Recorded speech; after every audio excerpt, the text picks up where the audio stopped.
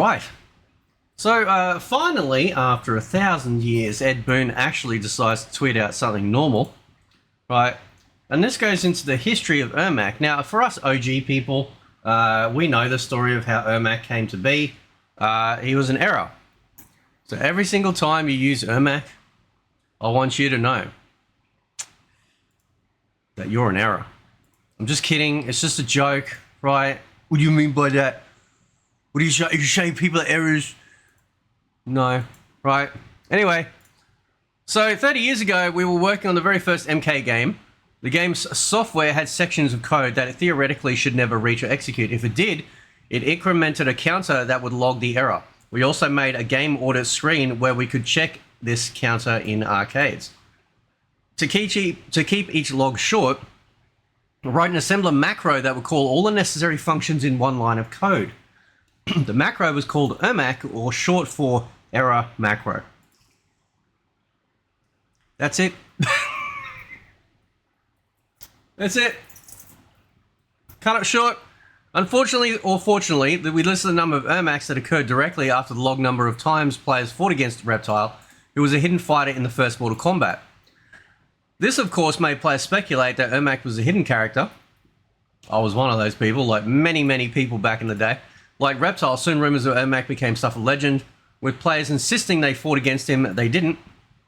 In Mortal Kombat 2, we made Reptile a playable fighter and added 3 hidden fighters: Smoke, Jade, and Noob Saibot, but some players were still looking for Ermac.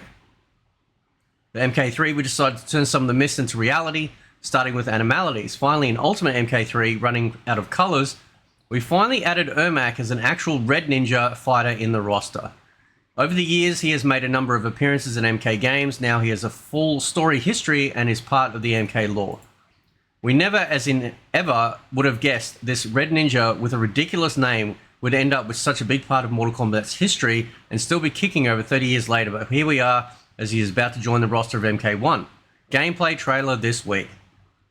So, this is what you can... So, if you've got, like the arcade ROMs, if you can play the arcade ROMs like myself and stuff like this, you can check, right? You can actually go into the dip switches and you can see that this is right here, right? It's essentially a log or an audit, as it describes, of everything that's happened as soon as the arcade game has been like activated and everything that's gone on since. How many Reptile battles, appearances, that sort of stuff, right? Which is pretty cool. And of course, having the errors there allow them to check them and go, okay, is this a problem? You know, is there sort of some game-breaking bug or whatever, right? Decades later, Ermac has become a staple in Mortal Kombat's history, often appearing as cosplay at conventions. By the way, we don't have a white ninja, right? We got all the other colors except for white. Just saying. Right? I'm just saying, man. Some players love Ermac so much they put tattoos on their body of him. That's dedication. Yeah, I'd like some dedication to a great Mortal Kombat game, but, you know, beggars can't be choosers. Thanks for finding this ancient interview, Total MK. Now, now Total MK is a really good friend of mine, right? Some of you young dick shits out there, like, think that us older guys don't know what we're talking about when it comes to Mortal Kombat. Well, I'll tell you what we do. And not only do we that, is that old guys like myself actually looked at guys like Total MK as our heroes for back then, because we had, like, seeing somebody on the internet, like, actually talking about Mortal Kombat in the capacity that Total MK does on YouTube was a brand new thing back then, right? Before that, it was just in magazines or going to websites, right? But to actually have someone out there going to these events, traveling from Australia all the way to America to interview and record and document Mortal Kombat in the capacity that he does is unmatched. Unmatched. Right? He has done more for Mortal Kombat than I can think of anyone because of what he did. Right? He is, to me, the founding father when it comes to covering and talking about Mortal Kombat. Right? So let's play this interview.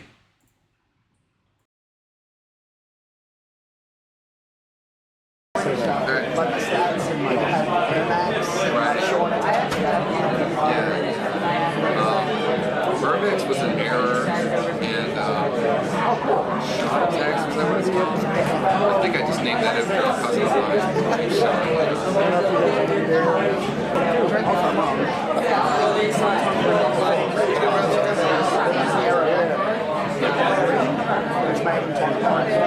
You know, it had nothing to do with that. It was really, it was something in my code that I call Ermac. If something happened in the game that wasn't supposed to happen, I logged it. And I said, you know, okay, count it because I want to know if I reached it.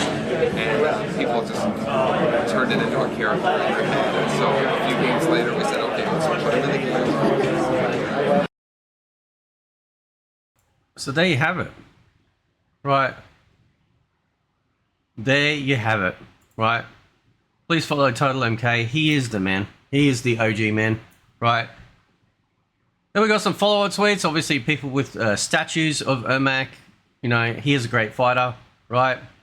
True in there saying, telling me all those Ermac images from MK2 were fakes. Yes. Yes, they were. Oh, you young people and your innocence. Right, here we go with Inner Loco. I drew this in late 92, 93 inside my closet. Why were you in the closet? We have questions.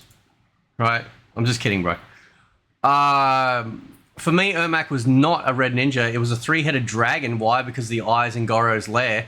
The rumor was playing max difficulty and make perfect run until Goro, then you unlock the secret fight against the Ermac. I like that. That's so, like, you gotta understand, right? Like, because there was no internet back then, right? Like, we literally just had our imagination. Okay, that's all we had, right? And we had to go by whatever was coming out of the game, and then going, right, could this be it? Could this be that? Remember, like, all the you know, the backwards coded messages and shit, and, you know, when you defeat, like, Shao Kahn at the end of MK2, right? Some of them were, right? And it's like, what? Like, you know, and that was really cool too, because this is what's missing so much from Mortal Kombat, right? It's not about the stupid torture gore porn crap, you know, or the stupid woke crap. It's this stuff. It's the secrets. It's something happening. Did you see that?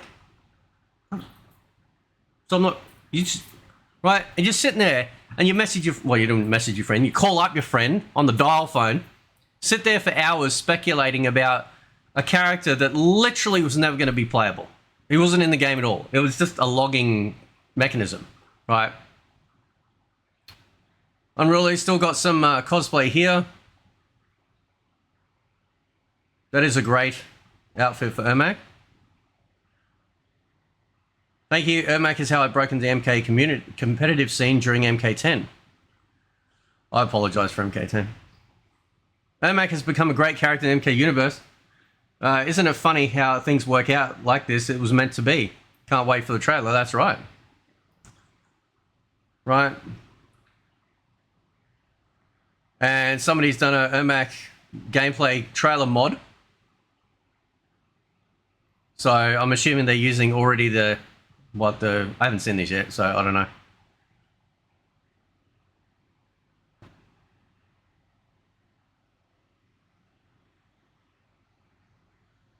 So we get the trailer tomorrow, which is pretty cool. Right?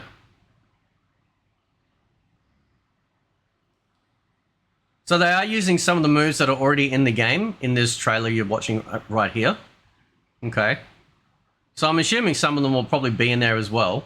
It'll just be interesting to see, like, what else they've added, you know, to his actual repertoire, right? But that is the history, boys and girls, of Ermac, right? That's how we got here. We just need one more ninja. We need a white ninja, right? On the male side, right?